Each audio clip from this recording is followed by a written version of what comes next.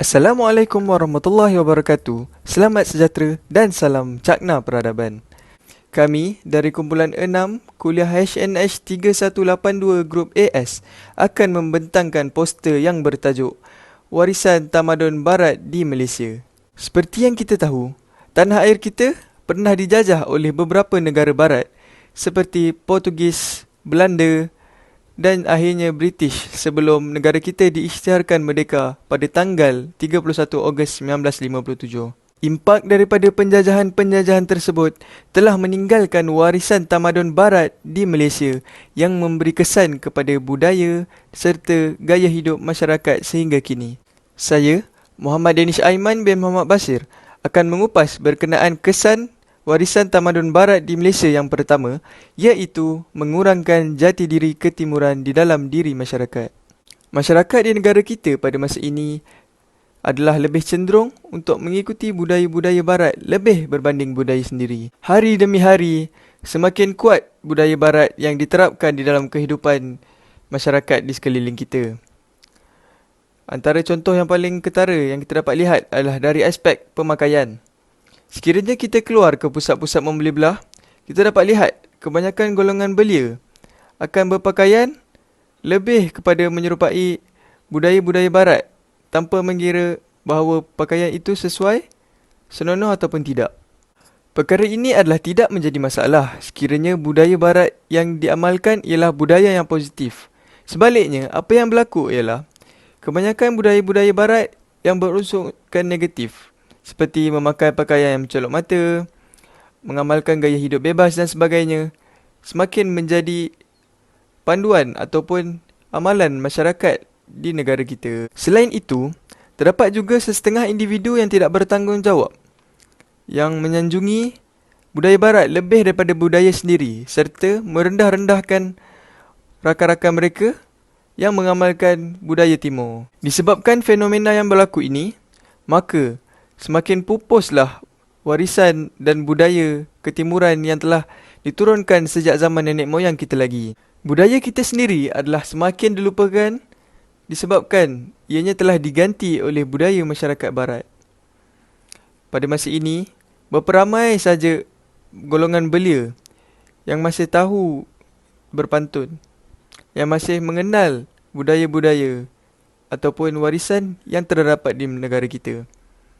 Adakah anda yakin semua remaja kenal apa itu Cak Lempong? Kita sebagai rakyat Malaysia perlu sedar dan berbangga dengan budaya warisan negara kita sendiri. Kita tidak perlulah terlalu terikut-ikut dengan pengaruh-pengaruh barat yang hakikatnya membawa lebih banyak kesan negatif berbanding kesan positif. Kita perlulah peka terhadap perkara-perkara tersebut untuk memastikan kita sentiasa merdeka dari semua aspek, dari segi fizikal maupun mental. Assalamualaikum warahmatullahi wabarakatuh. Nama saya ialah Nur Nabila binti Abdul Karim. Berdasarkan poster tersebut, saya dapati masih terdapat lagi budaya-budaya barat di kalangan rakyat kita, di mana golongan remaja pada waktu kini mudah terpengaruh dan sukar untuk dikawal. Yang pertama, remaja mudah terpengaruh dengan media massa pada waktu kini. Seperti yang kita tahu, media massa merupakan satu platform yang mudah untuk kita mencari maklumat kerana segalanya berada di hujung jari saja. Namun, banyak juga maklumat palsu yang telah disebarkan dan ia menjadi lebih teruk, di mana semua masyarakat mudah terpedaya dengan berita tersebut tanpa memeriksa perkara yang sebenar. Hal ini berlaku kepada golongan remaja sekarang, di mana mereka mudah terpengaruh dengan semua perkara yang telah dilakukan maupun berita di media sosial.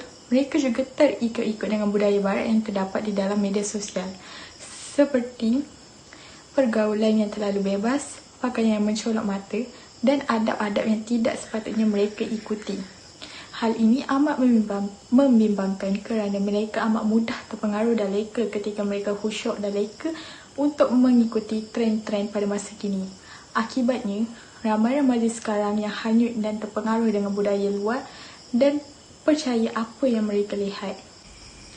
Selain itu, pemakaian yang kurang sopan juga sering menjadi isu di bibir masyarakat. Hal ini kerana masih ramai remaja tidak menutup aurat mereka dengan sempurna. Mereka lebih suka berfashion, barat yang terlalu mendedah sehingga mereka terlupa mereka perlu menjaga aurat bagi yang beragama Islam. Untuk berfashion tidak ada masalah, tapi biarlah berpada-pada. Pemakaian yang menutup aurat ini perlulah dididik oleh ibu bapa sejak mereka kecil lagi. Ibu bapa juga boleh memberikan pandangan serta teguran tentang apa yang anak mereka pakai. Ia menunjukkan sebagai peringatan kepada anak-anak bahawa menutup aurat dengan sempurna amat penting. Akhir sekali, pergaulan bebas antara lelaki dan perempuan haruslah dibendung pada masa kini. Hal ini kerana masih terdapat ramai daripada mereka bergaul secara bebas tanpa batasan kepada sesiapa pun. Pergaulan bebas ini boleh mengundang permasalahan kepada seseorang remaja tersebut kerana mereka terlalu bebas untuk bersentuhan dengan sesiapa sahaja. Tidak dilupakan juga adab yang makin pudar dalam diri mereka kerana mereka lebih gemar menggunakan bahasa-bahasa yang kasar apabila berbicara.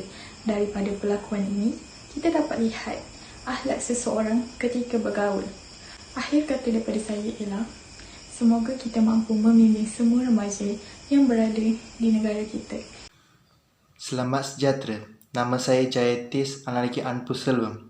Saya akan membentangkan poster yang telah dihasilkan iaitu bertajuk Barisan Temurun Barat di Malaysia.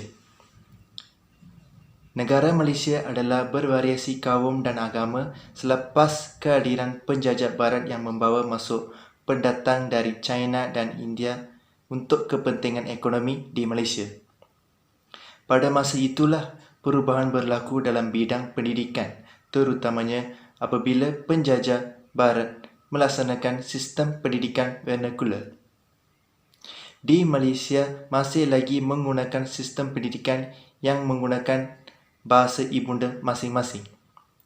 Pada masa kini, di Malaysia, pelajar berlainan kaum dapat menguasai bahasa ketiga iaitu bahasa kaum lain yang mampu menjamin masa depan yang kukuh, terutamanya ketika bersaing dalam dunia kerjaya. Di sini, peradaban kaum lain juga dapat dipelajari. Seterusnya, di Malaysia, sistem pendidikan Inggeris digunakan secara turun-temurun yang diperkenalkan oleh Barisan Temurun Barat. Dengan ini, rakyat Malaysia yang berbilang kaum mempunyai hadap percakapan dalam bahasa Inggeris dengan lancar. Penggunaan bahasa Inggeris di Malaysia adalah penting dalam bidang pendidikan, bidang pekerjaan dan lain-lain. Seterusnya, kehadiran penjajah Barat yang membawa masuk pendatang dari China dan India adalah tujuan pembentukan masyarakat majmuk semasa penjajahan Barat.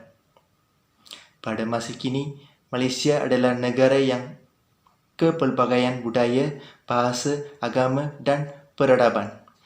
Terdapat beberapa kelebihan melalui pembentukan masyarakat majmuk iaitu mengenali peradaban dan adat resam kaum lain, membentuk perpaduan rakyat berbilang kaum, melahirkan hormat menghormati kepada budaya yang berbeza di Malaysia.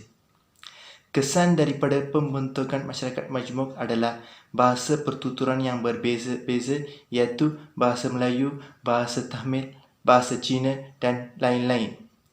Pada masa kini, di Malaysia banyak orang mempunyai kemahiran bertutur bahasa kaum lain dengan lancar.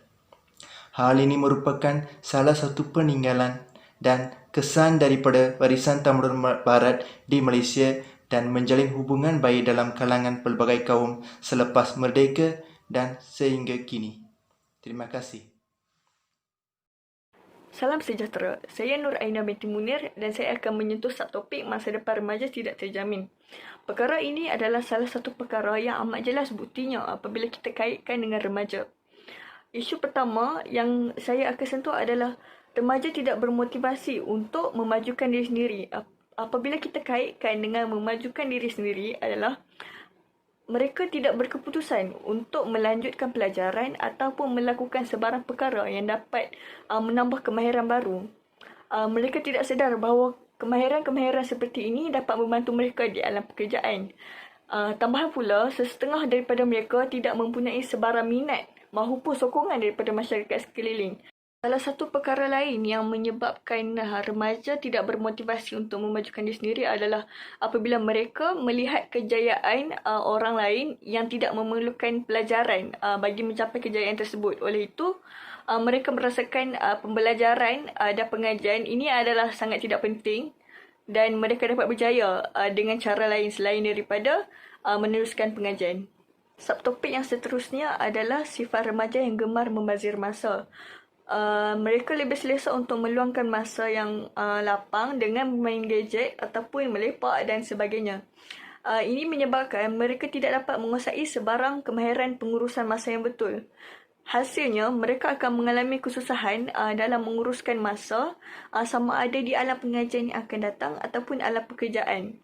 Tidak dinafikan, kemahiran pengurusan masa ini adalah salah satu perkara yang amat penting bagi seorang manusia. Oleh itu, remaja perlulah menguasai kemahiran pengurusan masa yang betul di peringkat awal agar tidak mengalami sebarang kesusahan di masa yang akan datang. Bila kita kaitkan masalah remaja pada zaman sekarang dengan warisan tamadun barat yang ada di negara kita, kita dapat simpulkan bahawa remaja mempunyai sifat mudah terpengaruh. Mereka mudah terpengaruh dengan budaya luar walaupun mereka mendapat pemantauan yang sepenuhnya daripada masyarakat sekeliling.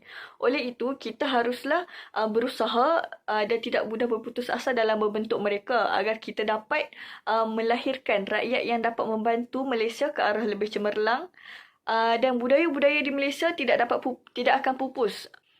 Remaja juga memainkan peranan yang penting dalam membentuk negara Malaysia yang cemerlang. Hasil daripada kelahiran remaja yang dapat membantu masa depan Malaysia, semua budaya di Malaysia akan kekal terjaga dan tidak akan pupus ditelan dek zaman. Oleh itu, banyak lapisan masyarakat yang akan lebih kenal budaya-budaya di Malaysia dan tidak akan mengamalkan sebarang budaya-budaya luar. Oleh itu, kita dapat simpulkan bahawa warisan tamadun barat juga memberi kesan kepada peringkat awal remaja selain daripada memberi kesan kepada aspek ekonomi, pemerintahan dan sebagainya. Assalamualaikum dan salam sejahtera kepada semua. Seterusnya, saya Muhammad Taufik bin Nur Saleh akan menerangkan tentang peninggalan, monumen dan tempat bersejarah kesan daripada peradaban tamadun barat. Seperti yang telah kita ketahui, penjajahan tamadun barat di tanah Melayu dahulu kala seperti Portugis, Belanda dan British banyak meninggalkan monumen dan tempat bersejarah yang masih utuh sehingga ke hari ini. Terdapat beberapa kepentingan dan fungsi yang kita boleh perolehi daripada peninggalan monumen dan bangunan bersejarah ini. Antara kepentingan yang boleh diperoleh adalah sejarah negara dapat dipelajari dan didalami oleh kita semua. Melalui langkah seperti ini, dengan melihat sendiri kesan peninggalan sejarah tersebut, secara tidak langsung, fakta sejarah dapat didalami. Para pelajar akan lebih berminat dalam mendalami sejarah negara ini. Antara cara pembelajaran yang lebih efektif dan lebih berkesan adalah dengan mengadakan lawatan sambil belajar ke tempat bersejarah supaya dapat mengingatkan dan mengimbau kembali nostalgia sejarah di negara kita. Jadi, secara tidak langsung, kita akan dapat pengajaran supaya peristiwa hitam yang berlaku di negara kita tidak akan diulangi lagi. Selain daripada itu, ia juga mampu menarik minat para pelancong untuk berkunjung ke Malaysia kerana nilai ekonominya. Ini berikutan kerana bangunan bersejarah dan peninggalannya sudah pasti akan menjadi tarikan dan tumpuan para pelancong dari luar dan dalam negara. Melalui langkah ini, industri pelancongan akan semakin berkembang dan seterusnya meningkatkan pengaliran wang asing masuk ke dalam negara. Sekaligus, ia dapat meningkatkan ekonomi negara. Bangunan-bangunan bersejarah dapat menarik tumpuan para pelancong untuk menyaksikan sendiri keunikan dan keindahan bangunan tersebut. Akhir sekali, kepentingan dan fungsi bangunan bersejarah adalah dapat menjadikannya sebagai bahan penyelidikan dan kajian. Bagi para pecinta sejarah dan pengkaji sejarah, sudah tentu bangunan-bangunan bersejarah ini sangat penting bagi mereka. Dengan kewujudan dan pengekalan bangunan ini, sejarah tanah Melayu pada suatu masa dahulu sebelum merdeka dapat dibuktikan.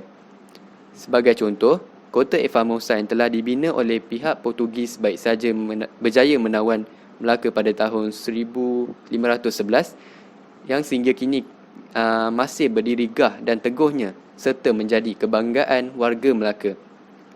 Kesimpulannya, kita sebagai rakyat Malaysia hendaklah berasa bangga dengan bangunan bersejarah di negara kita dan usahalah kita hanya memandang sebelah mata terhadap peninggalan bangunan ini.